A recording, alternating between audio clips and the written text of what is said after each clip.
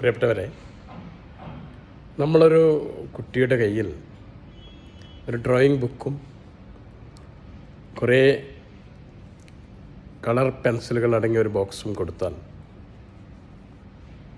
ആ കുട്ടി അതിലുള്ള പല നിറത്തിലുള്ള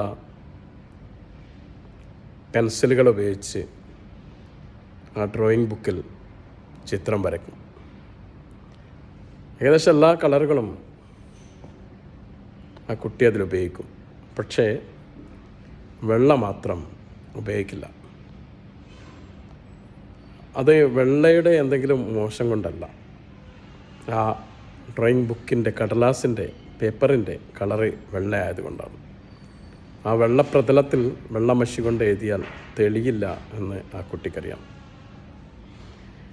ആ പേപ്പർ കറുത്തതായിരുന്നെങ്കിൽ ആദ്യം തന്നെ വെള്ളമഷിയായിരുന്നു ഉപയോഗിക്കുക. ഇതുപോലെയാണ് നമ്മുടെ മനുഷ്യരുടെ കാര്യവും. എല്ലാ ഇടങ്ങളിലും തെളിയാനും തിളങ്ങാനും നമുക്ക് സാധിച്ചു എന്ന് വരില്ല. നമുക്ക് തിളങ്ങാൻ പറ്റിയ ചില ഇടങ്ങളുണ്ട്. അതുകൊണ്ട് ഏതെങ്കിലും ഒരു അവസരത്തിൽ നമുക്ക് തിളങ്ങാനായില്ലല്ലോ എന്ന് നമുക്ക് നിരാശരാവേണ്ടതില്ല.